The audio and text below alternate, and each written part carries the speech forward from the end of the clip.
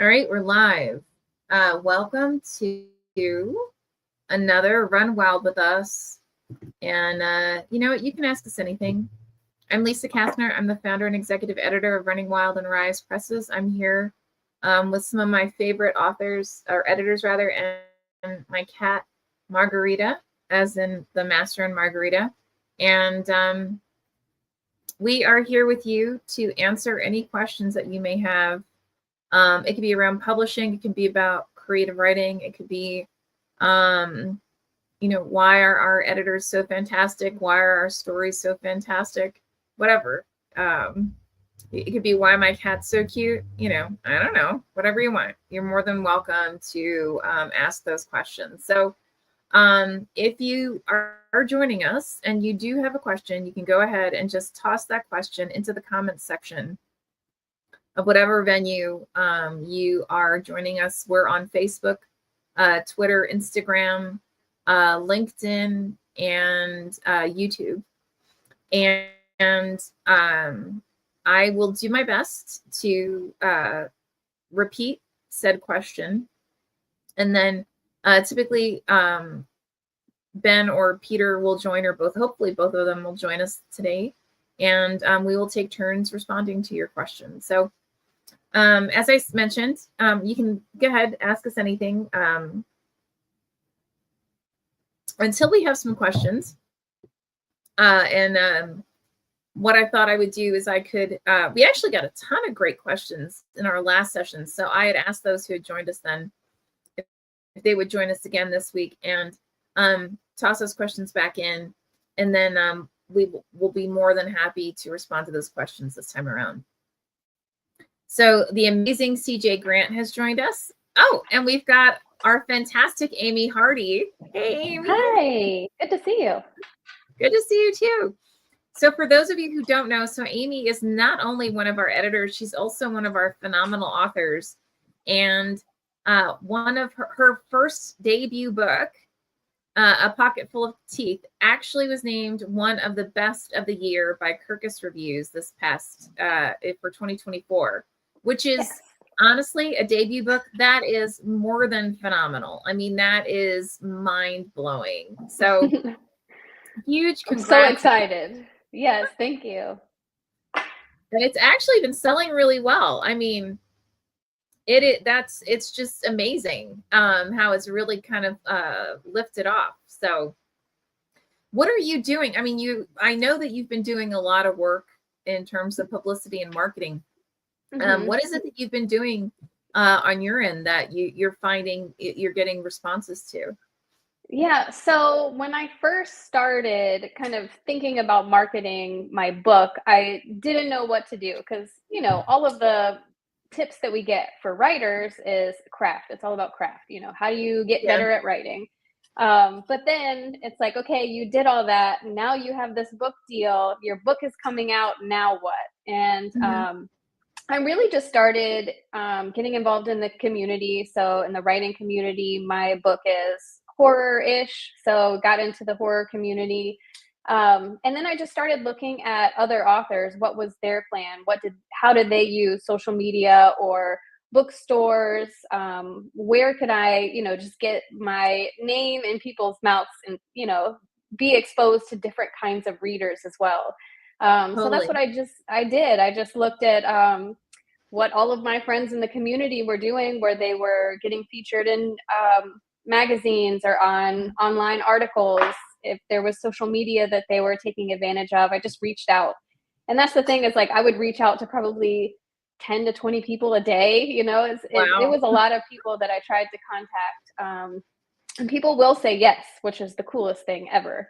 So yeah, that's kind of just look at your community, get involved, and really see where you can make a difference in that community as well. I mean, it really is about building relationships and then just engaging in conversation and making it, a better place just being there. So I don't know, that's what I did, and it seemed to be working. So that's amazing. That is absolutely amazing.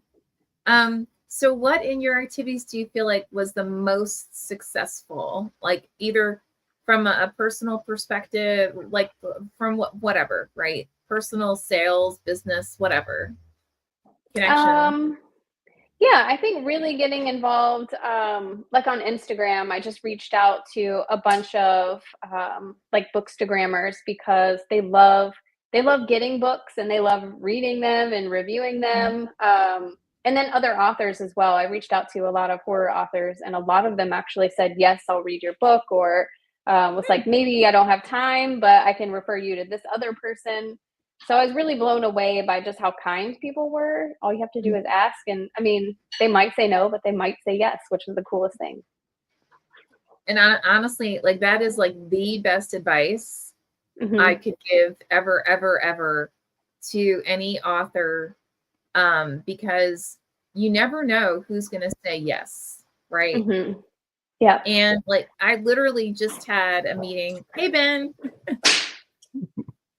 we're talking about like what promotions work, and Amy just mentioned that she had gone out of her way to reach out to people that, you know, she didn't know if they would respond, let alone, you know, say yes to an inquiry to like review her book or to check it out.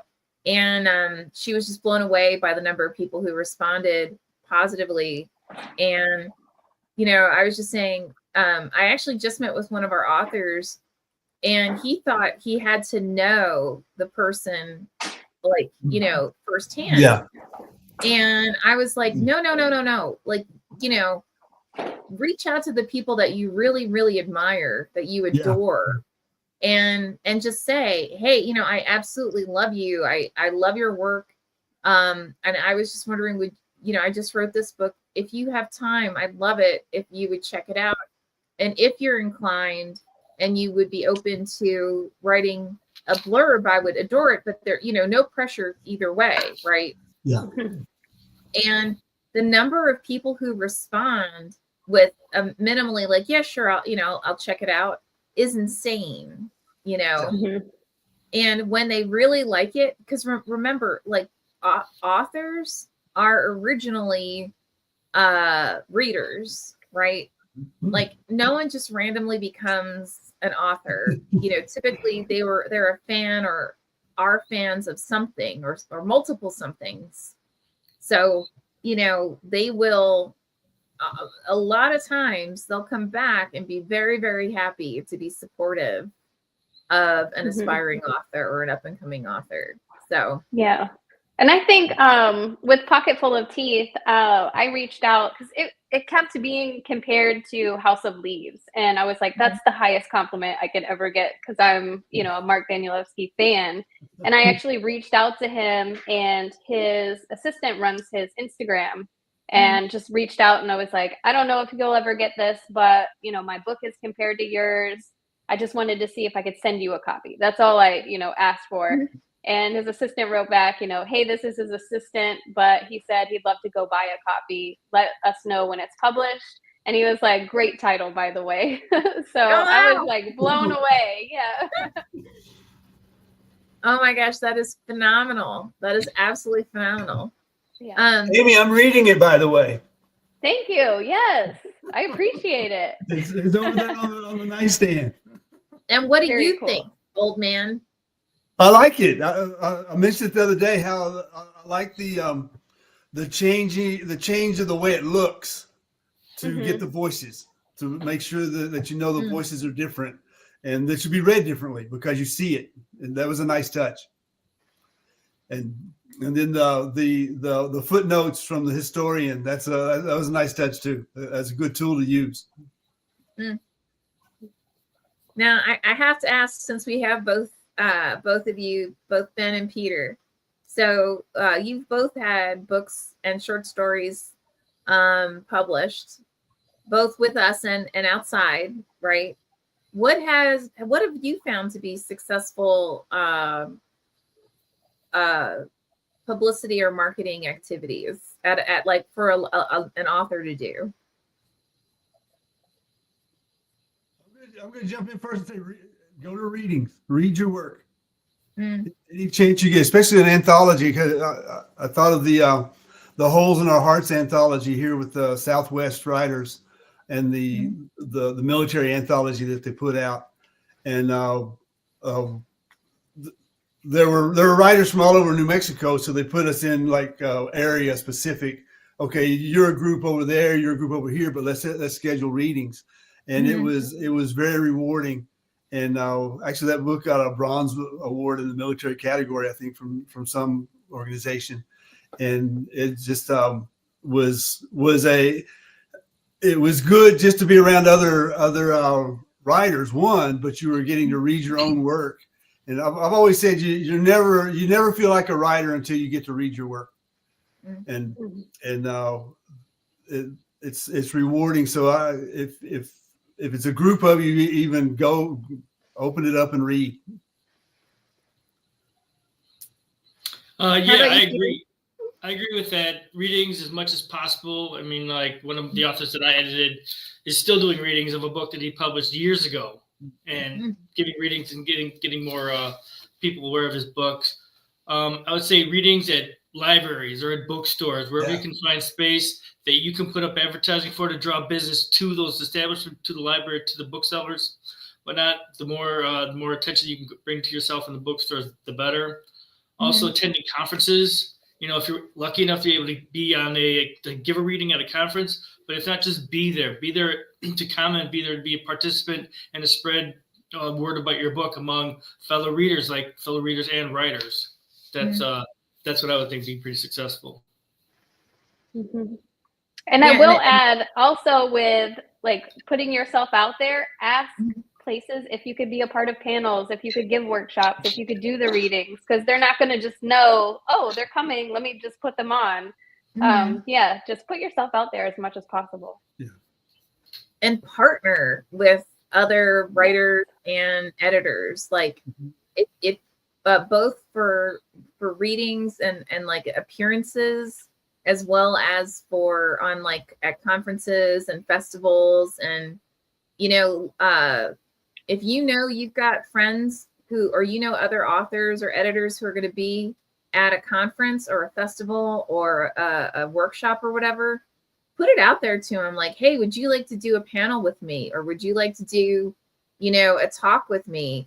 And you'd be surprised at the number of people who respond and say, oh, heck yeah, that would be a blast. And to piggyback on I think Peter's point, the most successful readings that we've had were ones where we did it where it was like across anthologies or across short stories, because, well, A, it's a lot more fun to have that group of people together, right?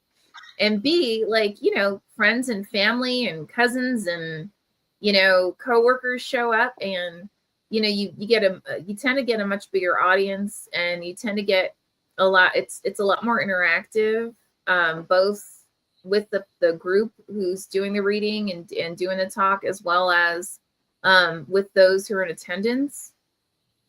And don't short sight yourself. Like, you don't have to be a super genius to do a talk, right? You just need to be considered a subject matter expert on something.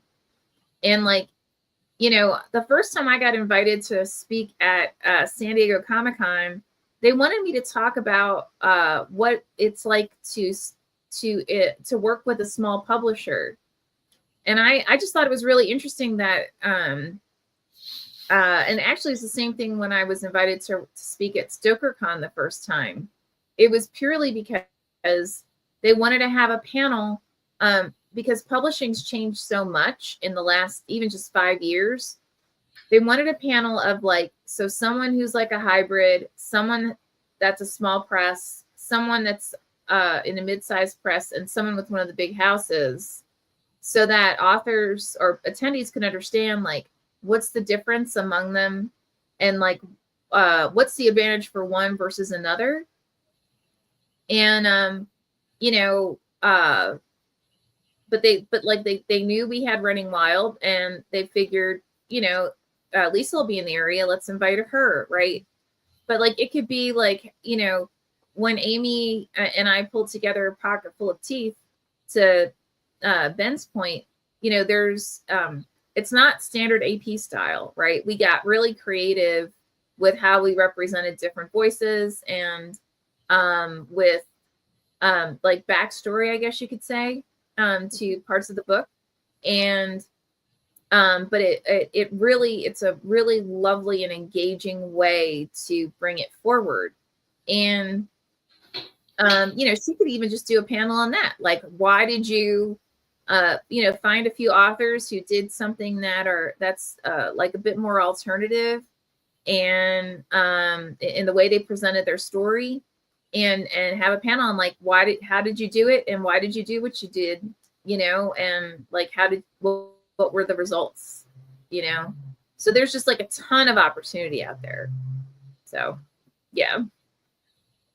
CJ says, good evening from icy cold Pennsylvania. Good evening, CJ. I think Peter may be able to associate it even though he's in Florida. I heard that you got 10 inches of snow in Florida. Not in Florida. No? We got snow on I-10, but nothing like 10 inches. Oh, okay. Well, that's not bad then. But getting snow in the Panhandle is a thing all on its own. So people freaking out. Got it. Yeah. Freaking out, I'm not even there. Panhandle, Florida. And Tejasa says, woo, Ben is here this week. Yeah, man. He finally showed up. All right. So Teja's question from last week. For Ben first, and then me, and then let's do Peter and Amy. Okay, cool. So what do you think will be the biggest accomplishment for Running Wild this year?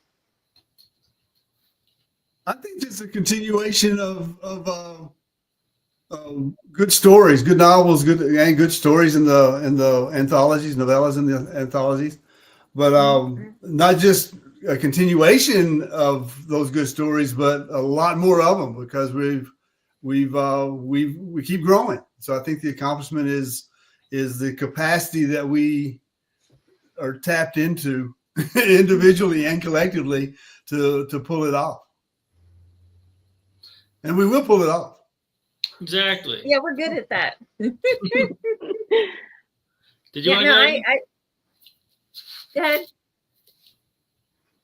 I was asking Amy if she'd like to go next. Oh, yeah. I think just the momentum that we have is phenomenal. And really, I think this year in particular is important for especially these stories that are outside the box, right? We have tons of different voices. I think that's what makes Running Wild so unique, is just that there are so many different kinds of narrative stories that we tell, and they're all important. And so I think for this year, particularly, we're taking on more work. We're producing quality work that's, it deserves to be out there. I think that's going to be our biggest accomplishment this year.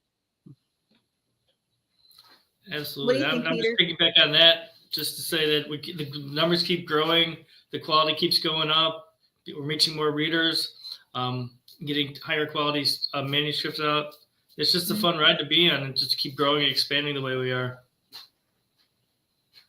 Yeah, and we're even. I literally and I'll see how real this is, but I got an inquiry this morning around one of our titles to be translated. So so that's a licensing deal for anyone who might not be aware. So it'll be interesting to see. We just have so many opportunities out there, and so much of it comes down to having the right folks who can really focus on those areas.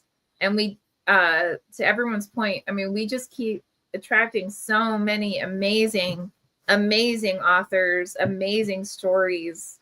I know Ben and Peter can speak to this too. Our last acquisition session, we had 300 that we could have acquired. Like, they were that solid. And we were like, okay, that's physically impossible. So we need, and because it's funny, we actually did promise ourselves that we would try and be more realistic this year, and which is really for 2026, and only acquire between 30 and 40 books across Running Wild and Rise.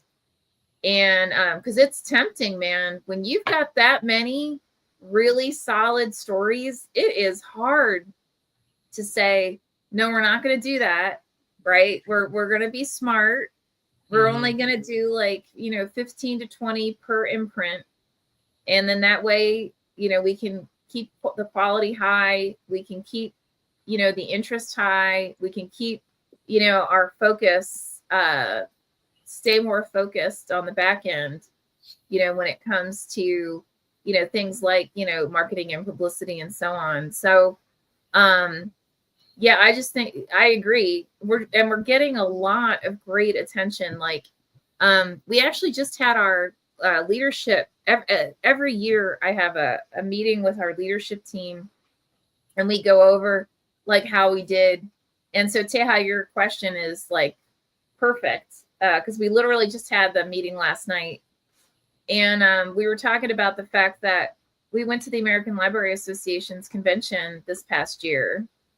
And we were able to snag a little tiny part of a much bigger IBPA table.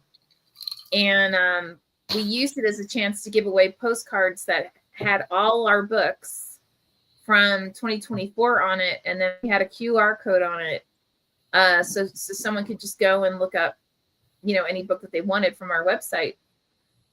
And then we also walked the floor. Well, there's like 100,000 attendees at the American Library Association conference.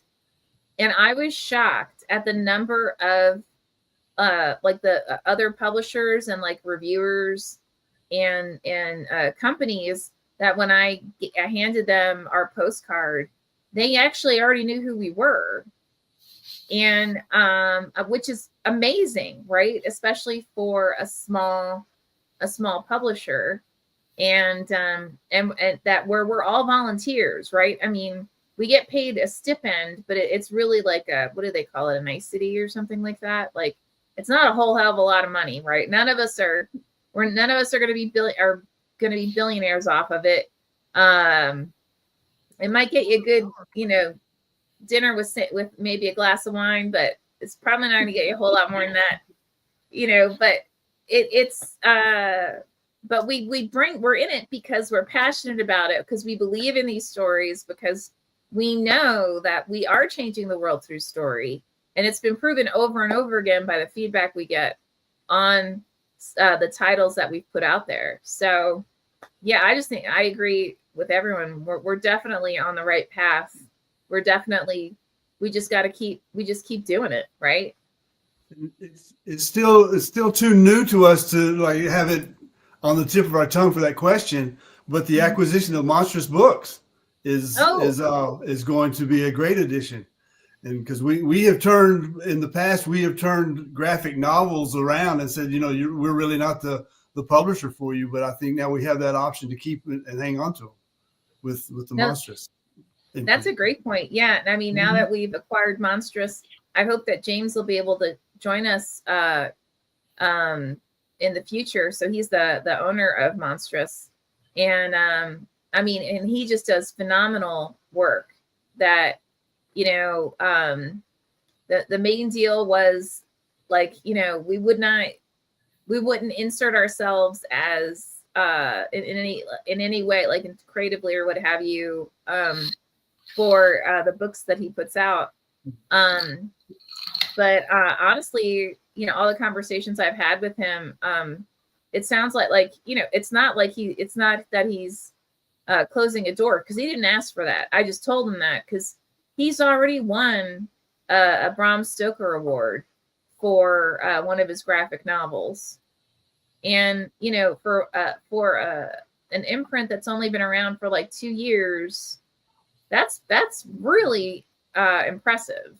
So Caroline says, good to see you, Lisa, Peter, Amy, Ben, and CJ. Caroline, as always, it's so fun to see you. So happy you were able to join us this time around. And I can't believe it. We're already almost 25 minutes into this. So, but just as a reminder for anybody who's joining us, don't forget, if you have a question, just pop it into the comments section of whatever venue you're in. And if you are watching this, you're watching a recording, just go ahead and put your question into the comments section, because we do check throughout the week to look for questions, and we're more than happy to bring those forward. So Teja says, will the monstrous owner be joining the live in the future? I'm not sure. I have invited him. So I hope he can. I hope he will. I think it would be a lot of fun to have him on the live streams. He's a very fun guy. He's really interesting to hear. So we also have some sad news. So Cody Cisco, who is who was the head, our acquisition editor for Rise, he had to step down. So we are in the middle of right now talking to someone who will be hopefully, if he says yes, he'll be a familiar voice. And I'm hoping he'll be able to join us as well. But I mean, Cody was so amazing in the role as the Rise acquisition editor, and we are really, really, really sad that he needs to step down for in terms of prioritization. Like, he has just so much going on. But looking forward to it. So not to him leaving, but to seeing all the great stuff that he comes back with, and growing alongside him. So no, it's not Rod. Yeah, just so you know. That's an interesting guess. So guys, is there anything that you, either questions that came up in the last week, or anything that you want us to talk about?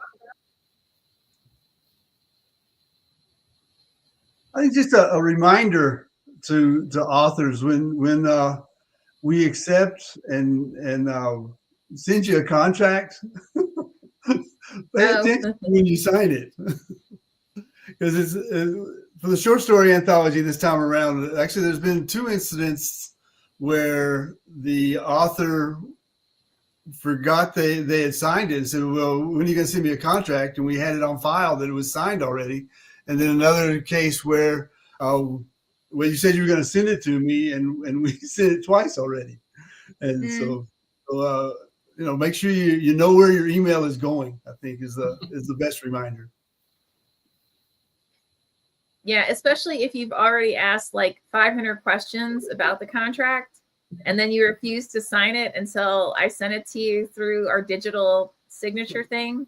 And then I do. And then, you're like, well, I never got it. And I end up sending it 3 times. That's fresh on our minds or anything, but it might have happened today. Yeah, not that didn't happen this morning. No. We'll take care of you, but help us out.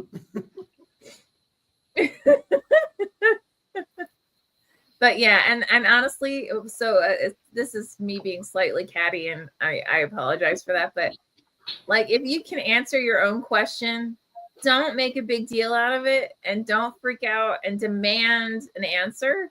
And then in the middle of you demanding an answer, you answer your own question. That's just, take the time and just think about it yourself. Take a moment, step back, and see what you really know. Yeah. We've gotten about a half dozen authors who've reached out to me who were super upset because they we ended up turning down a follow-up book, and we had previously published a short story or a novella or a long form piece, and we didn't accept the latest one. And I'd say the 90%, they just wanted to understand why, but we had a few who were like, why? It's the same quality as my previous one. Oh, but, and then they would, every time this happens where someone starts answering their own question as to why something may have gotten turned down, I always see Stephen King in my head when his wife, that classic story, she retrieved the manuscript out of the trash, and he was like, it's complete trash, I can't stand it. you know, blah, blah. And she was like, all right, fine. Well, tell me, you know, write down all the stuff that's wrong with this. And then he did. And she's like, okay, so this is your homework. Now you got to go fix all this, right? Every time. And mind you, we've had this happen before. We've had authors who, you know, reached out to me super upset. Like, I want to understand what's wrong with this and blah, blah, blah. And, you know, why wouldn't you accept it? And I just say, well, what are your thoughts? And then they would basically give me their laundry list of what they need to revise for the manuscript. Dude, you didn't need me in the room. Like, you already figured it out. So and that's a good reminder too. Even authors that we sign, like, we love their work, we are excited about their story. I think some of them come in and they think that, like, okay, they're going to do a proofreading edit and then it's published. Mm-hmm. And a lot of the times it's like, well, we really need to sit down and make sure what you've written so far is aligning with what you want the book to do, you know. And sometimes they just don't meet yet, if that makes sense.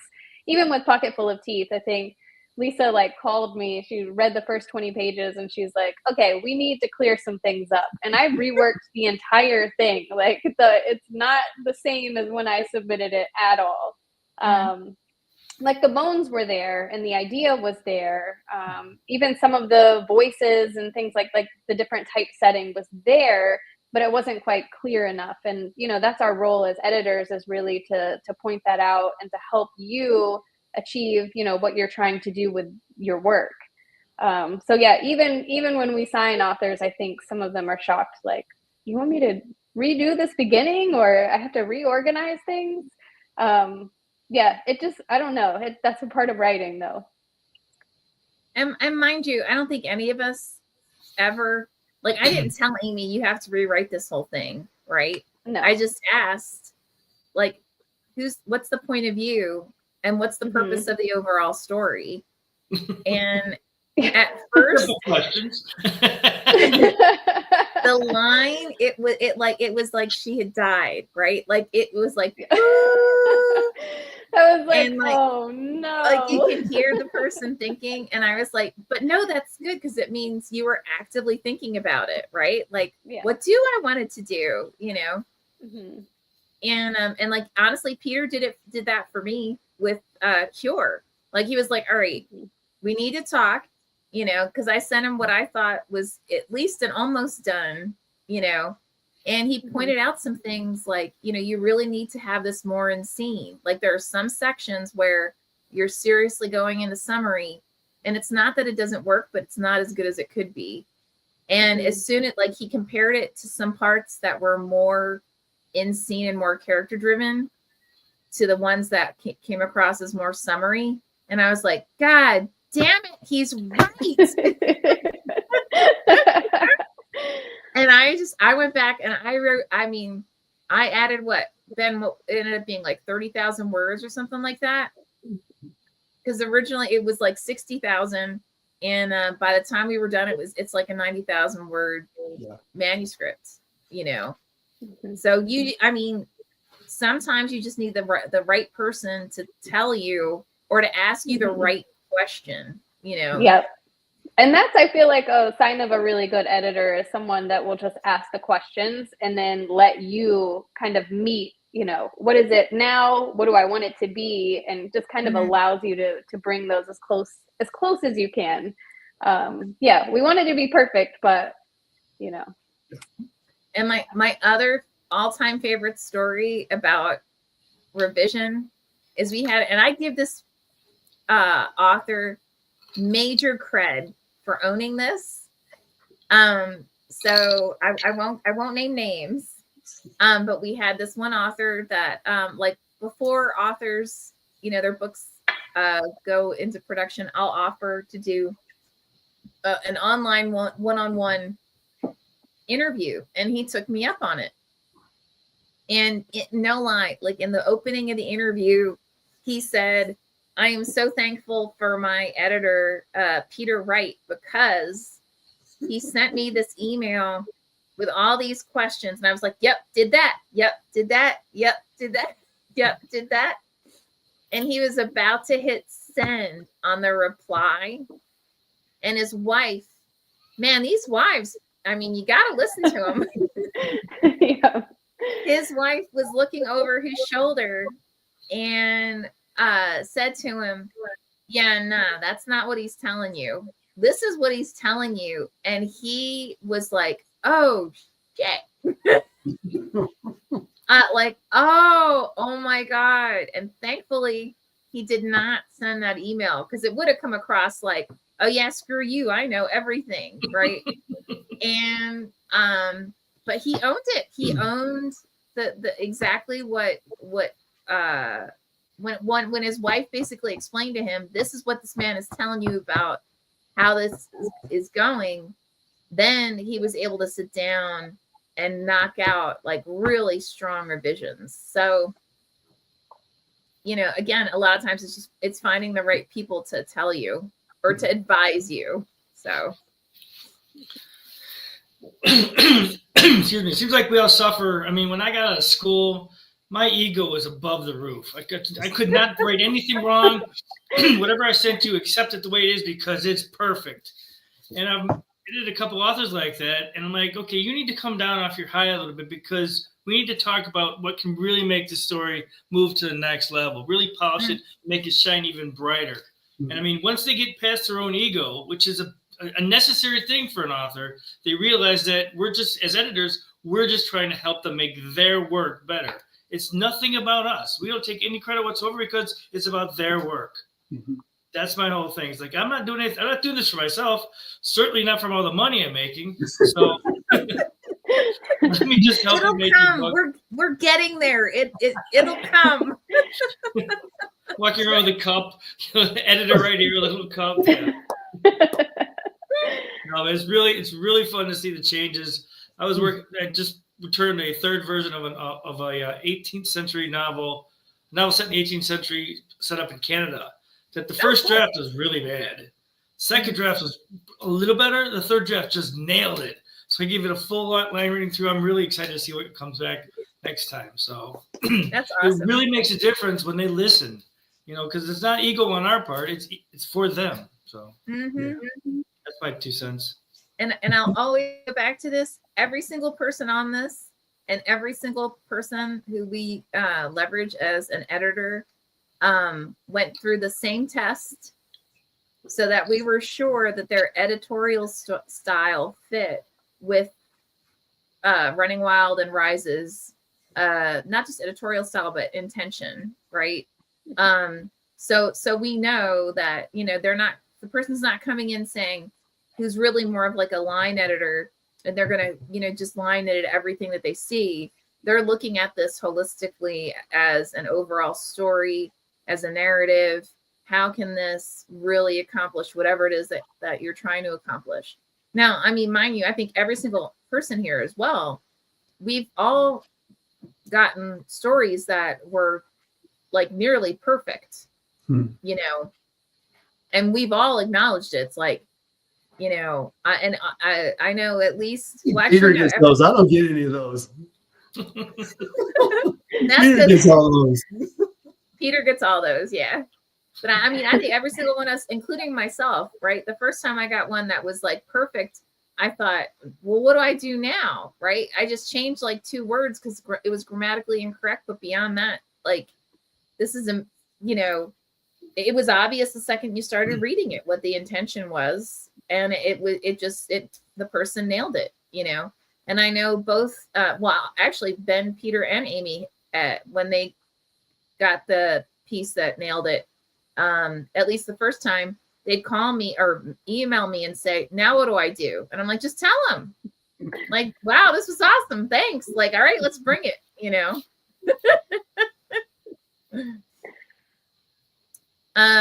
So Teha asks, are there any books you guys have been reading outside of Running Wild? I mean, that's what I do. I mean, of course, I have a stack. I have a stack at my bedside. But how about you guys? Is there anything that you're reading right now that you're like, oh my God, this is amazing? Pocket full of tea. You heard it here. Everybody has to read it now. Yes. That's what I am reading. I've got a stack there, stack there, stack there, stack here, both nonfiction and fiction. So I'm just, Yeah. this one that I'm reading right now, I really like Louise Erdrich, The Mighty Red. Oh, cool. Her writing's fantastic. Very minimal. Chapters are really short, which is interesting, but she just pulls you in just at her own pace. She's in complete control, which is one of the fascinating things about her writing style. Cool. Mhm. How about you, Amy? So I just read nonfiction called Nuclear War, and it was terrifying. It's like a scenario of what would happen if there was a nuclear bomb, you know. So yeah, very terrifying. And then I also read We Have Always Lived Here, which was a debut novel this year, horror.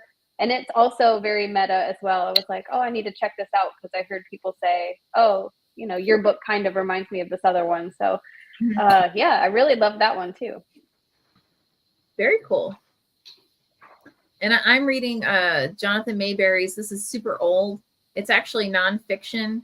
I think it's called Zombie CSI, but it's like all of the fact-based information associated with like what if zombies actually existed, and then looking across cultures and the different mythology associated with zombies, or where zombies are included in it, and then kind of breaking it down, like what did it really mean, like what was it most likely truly referencing.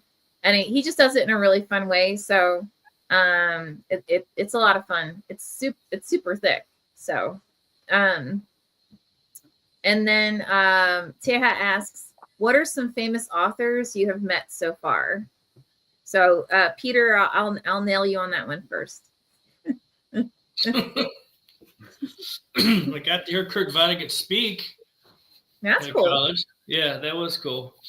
Before he died? What? Yes. It was actually the zombie Kurt Vonnegut that was set up there. Couldn't understand what he was saying, but he meant well. I've met Richard Bausch. Who else? Unfortunately, that's all that's coming to mind right now. Okay. All good. How about you, Peter? Peter, great. I'm like looking at Ben. I do this all the time. I look at Ben and I say Peter, and I have no idea why my brain does that. So we recorded this. We're really the same person. We recorded our little boxes. oh, excuse me. We just changed the bookcases. Yeah. Yeah. I had a workshop with Louise Gluck before she died. I probably would have been better if I'd waited. But actually Richard Bausch came to Tampa as well and read for us. Then Roxane Gay came down to Tampa. Oh, cool. A great reading, yeah. A couple other good poets came to Tampa as well. But before he died, I didn't meet him, but I sent him some poems.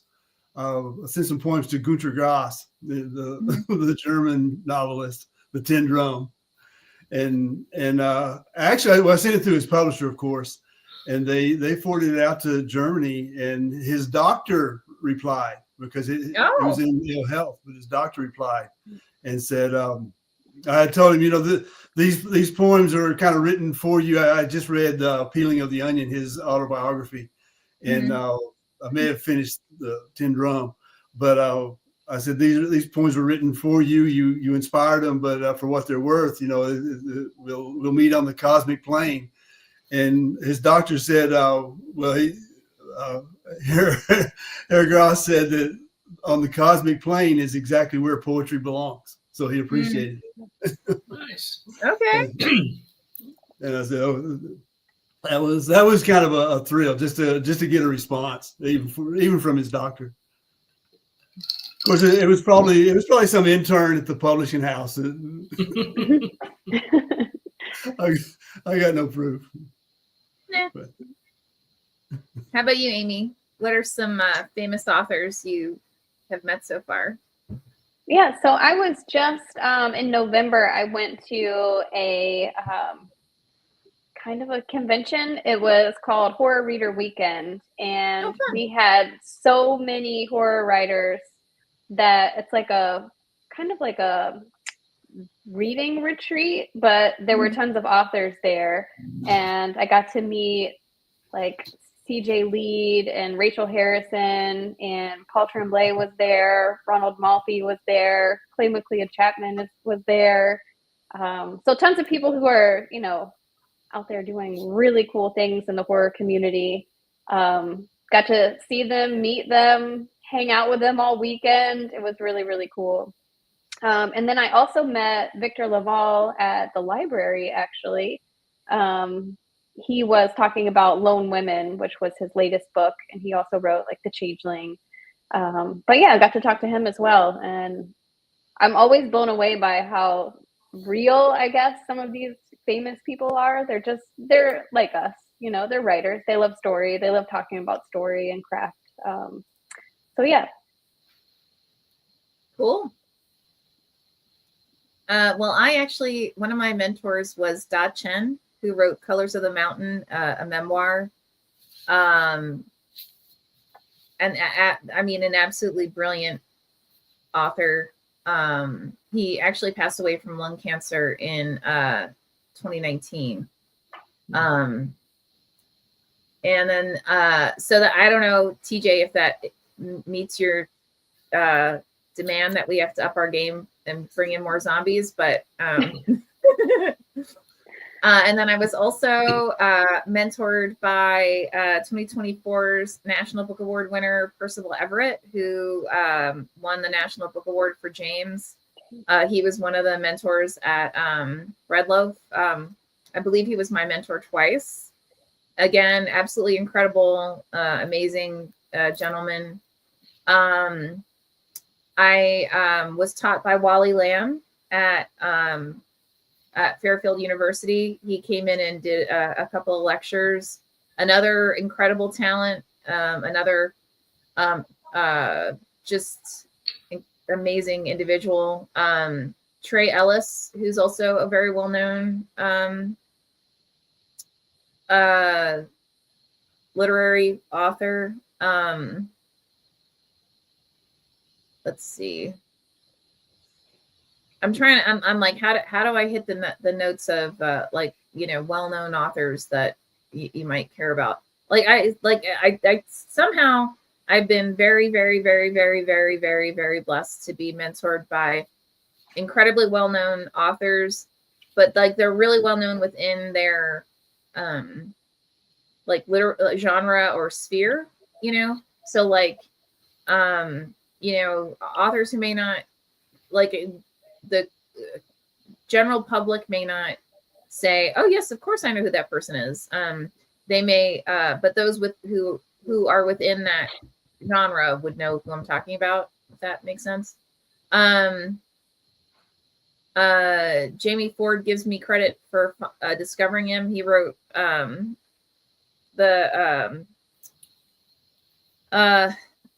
of course my brain's gonna go dead right now. I hate that.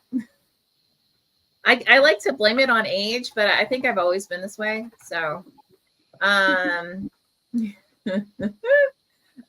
on the Corner, Bitter and Sweet. And then I've known Jonathan Mayberry for over 25 years. He gives me credit for giving him the first chance at being the keynote for a writers conference. So that's also really kind. I've been on actually panels with Scott Sigler. So he's this big New York Times bestselling author. I've never really bothered to sit down and think about all, you know, but so if you gave me time, Teja, I could probably, Teja and TJ gave me time, I could actually sit down and figure it out. But those are the names that come to mind.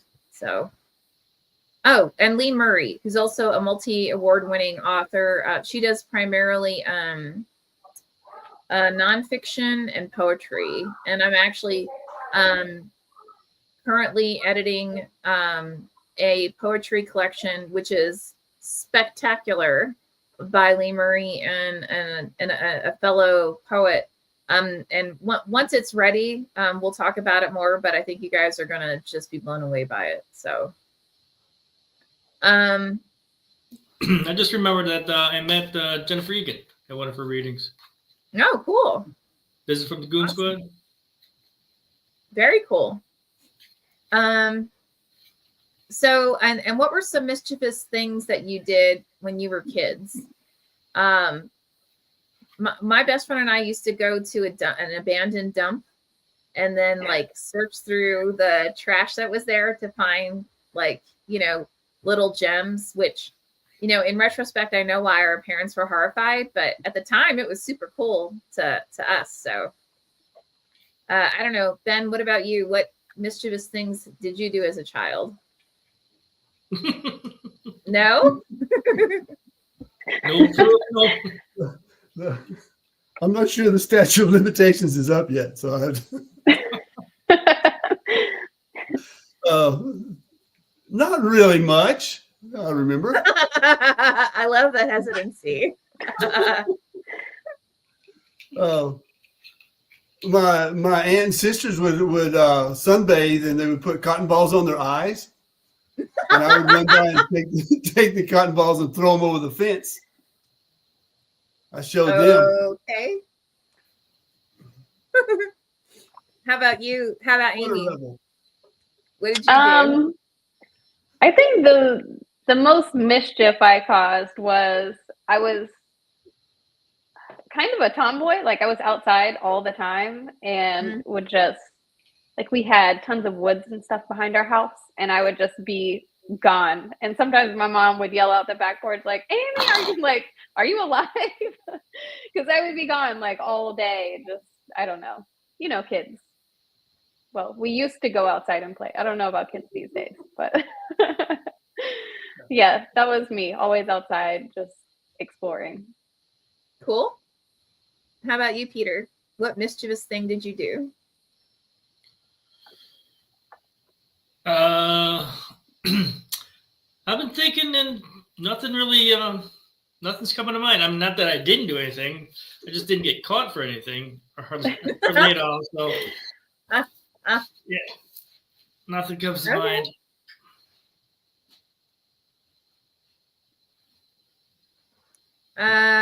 Sorry, I'm like reading through the comments. These are great comments, by the way. Taya's like, I just noticed you're wearing a Superman t-shirt. And 2025 is my most anticipated movie of the year. It's not mine. I just love this t-shirt. I'm just still hoping that this year's Superman is kicks Tushy. So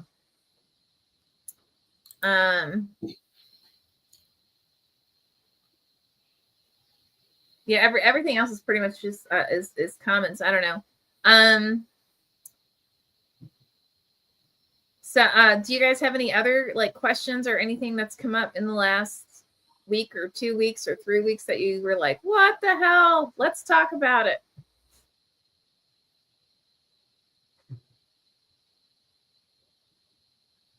I think it's a good reminder to tell authors that it's good for editors too, because it's a good subtle tool for an editor to say, you just confuse your reader, because the author has to take that to heart, and at that point the editor is the reader, of course, and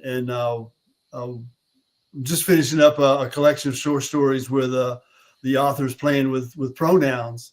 And if you're going to play with pronouns, you've got to keep it consistent and not change it from a there in one paragraph and a he in another paragraph, because that's the reader's going to pick up on it and say, you're not true to what you're telling me you're true to.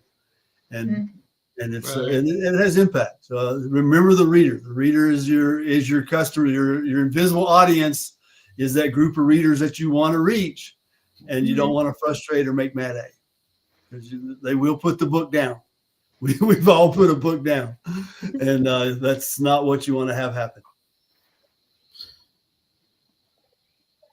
I find it interesting. Go ahead. No, go ahead. Sorry. No, I just find it interesting that, like what Ben was saying, we are the reader. We are also the editor. I trade hats. So sometimes I'm responding as the reader. Sometimes I'm asking questions as the editor. But first thing that comes to mind is you can tell when a writer is really into their scene.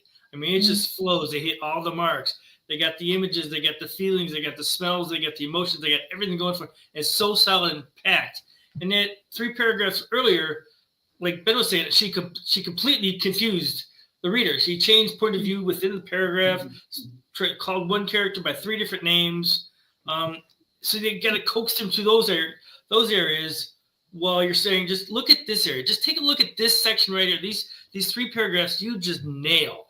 So use that feeling, that emotion over in this one section right there. The whole thing's going to flow that much smoother. On the other hand, as a writer, when I write, I go back and read my stuff the next day. After that, I'm like, oh shit, I'm doing the same thing I'm telling my authors not to do. I'm falling in the same pitfall that they're falling into. You know, I see the scene in my head, so I don't have to put it on a page. So the reader will know what I'm seeing, right? So we all hit the same mistakes. Just have to take the time to go back and fix them. So along those lines, I'm actually one of the judges for IBPA's annual awards this year, or for 2024, and I'm finding I make notes within the sample copy that we get, the sample book, and ask yourself as the writer, why does the reader care, right? And the reason I say that is it's more about how are you making this emotionally engaging? How are you making this something that the reader wants to turn the page? If you are not doing that, then you need to ask yourself, why does the reader care? Or what about this can the reader care about that I can bring forward? So, and keep that in mind, because honestly, it can be very easy to just, hit key plot points and not really dive into the story with that emotional context. So absolutely. How about you, Amy? If you were going to give someone among the books that you've read, is there a theme? Are there any key points that you would give as advice to an author? Yeah, and it kind of piggybacks off of your point about hitting the plot points. We all know that there are certain things that our character has to go through, right? There are certain scenes that they have to hit so that the climax can, end a certain way, right? But when you're going through all of these things, each and every scene basically has to then tie back to that conflict. So if we start off, in the book, there's a murder, right? Every scene that follows has to then have something to do with the murder, even if, it's the main character learning that her brother is really alive. Somehow that still has to, come back to our main conflict. And I think, it's easy to kind of get lost and to hit these plot points. But when an editor or a beta reader, someone comments and is like, who is this? Or what does this have to do with the story? That's your cue, it's not to change everything, but just to make sure it references back your main conflict and just drives the story forward almost effortlessly. So really pay attention to that kind of feedback. If you have questions from readers or the editor, it's because they're confused, and it probably is good writing in there. It just needs to, like Peter was saying, do what you do really well, but add it into those scenes where it maybe doesn't make sense. No, that's great advice. And I think with that, I know, Teha, you have another question. I'm going to ask you to bring that question to next week's. But with that, I want to thank everybody who came, everyone who asked. These are great questions and comments. Thank you so much, guys. And huge thanks to Amy and Ben and Peter for participating. I cannot wait to see you guys next week. And with that, thanks everybody. We'll see you then. Ciao. Good week.